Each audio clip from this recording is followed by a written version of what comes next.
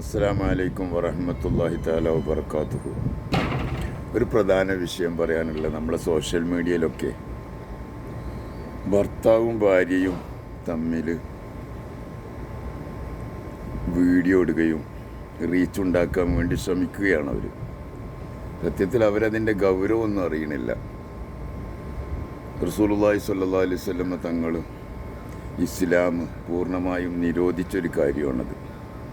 സ്വന്തം ഭാര്യമാരെ രംഗത്തിറക്കുകയും പൊതുദർശനത്തിൽ വെക്കുകയും അവരെ വെച്ച് പണം ഉണ്ടാക്കുകയും ചെയ്യുന്നത് സത്യത്തിൽ ദയ്യൂസ് എന്ന് അവർ പറയാം, പെൺകോന്തനെന്ന്. അത് നിർബന്ധമായിട്ട് ഒഴിവാക്കേണ്ടതാണ്. ഭാര്യമാരെ വെച്ച് റീച്ച് ഉണ്ടാക്കുക. സ്വന്തമായി ആണുങ്ങളാകുമ്പോൾ പൊതുവെ റീച്ച് കുറയും, അത് സ്വാഭാവികമാണ്. സ്ത്രീകളാകുമ്പോൾ ഭയങ്കര റീച്ച് വരും. കാരണം സ്ത്രീകൾ വരുമ്പോൾ പൊതുവെ ആളുകളെക്കുറിച്ചിടത്തോളം അതൊരു കാന്തം ഇരുമ്പും തമ്മിലുള്ള ബന്ധം പോലെയാണ്. മറ്റൊരുത്തൻ്റെ ഭാര്യയെ കണ്ട് ആസ്വദിക്കുന്നൊരവസ്ഥ വരും. അത് ഞരമ്പ് രോഗമാണ് എന്ന് പറഞ്ഞിട്ട് കാര്യമില്ല, പൊതുവെ അങ്ങനെയാണ്. അത് ഒഴിവാക്കേണ്ടതാണ്. കാരണം നമ്മുടെ ഭാര്യ നമ്മുടേതാണ്. നമുക്കാണ് അവൾ ഹലാലായത്, മറ്റുള്ളവർക്ക് ഹലാലല്ല. ഓരോരുത്തരും നിക്കാഹ് കഴിച്ച് ഹലാലായ ഭാര്യ, അത് ആ നിക്കാഹ് കഴിച്ച അവർക്കാണ് ഹലാൽ. അവർക്ക് കാണലും തൊടലും കൂടെ താമസിക്കലും ഒക്കെ ഹലാലാണ്. ഹലാലാന്ന് മാത്രമല്ല, കൂലിയുള്ള കാര്യം കൂടിയാണ്. കൂലിയുണ്ട് അതിന്.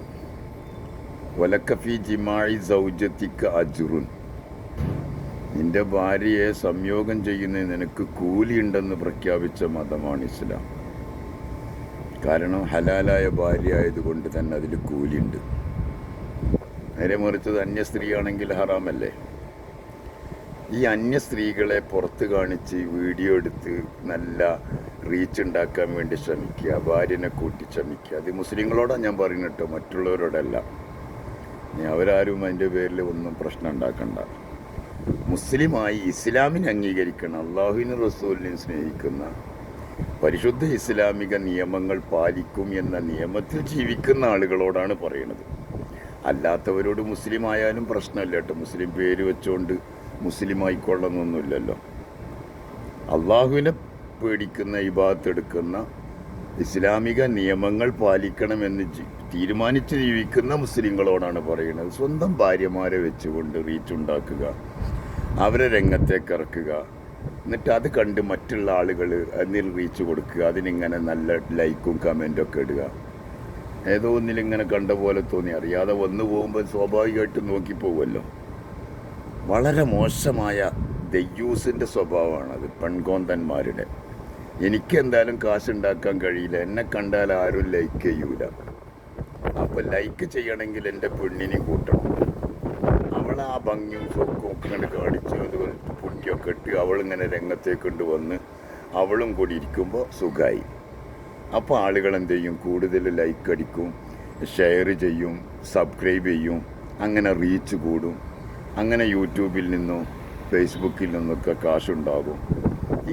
അങ്ങനെ പൈസ ഉണ്ടാക്കുന്ന ആ പൈസ വളരെ മോശമായ പൈസയാണ്. നല്ല കാര്യങ്ങൾ എന്തെങ്കിലും പറയുക, നല്ലതെന്തെങ്കിലും സംസാരിക്കുക, സ്വന്തം ഭാര്യമാരെയും പെണ്ണുങ്ങളൊക്കെ കൂട്ടിയിട്ട് ചർച്ച ചെയ്യുക, അത് പൊതുവെ ഒഴിവാക്കേണ്ടതാണ്, നല്ലതല്ല.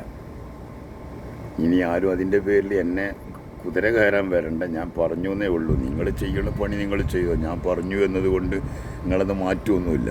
കാരണം നിങ്ങൾക്ക് റീച്ച് ഉണ്ടാവില്ല, നിങ്ങളെ ഭാര്യമാരെ കൂട്ടിയാലേ ഉണ്ടാവുള്ളൂ. എങ്കിൽ നിങ്ങളത് ചെയ്തോളൂ, കുഴപ്പമില്ല. പക്ഷെ ഞാൻ പറയേണ്ട നിയമം പറയാണ്, അത് തെറ്റാണ്. പെൺകോന്തന്മാരുടെ ശൈലിയാണ്. യഥാർത്ഥ ഒരു പുരുഷത്വമുള്ള ഒരുത്തന് ആണുങ്ങൾക്ക് തീർന്ന പണിയല്ല എന്നാണ് ഞാൻ പറഞ്ഞ ആകത്തുക അർത്ഥം. നമ്മുടെ ഭാര്യ നമ്മൾക്കുള്ളതാണ്, അത് മറ്റുള്ളവർക്കുള്ളതല്ലെന്ന് ഒരു ബോധ്യം എല്ലാവർക്കും ഉണ്ടാകണത് നല്ലതാണ്.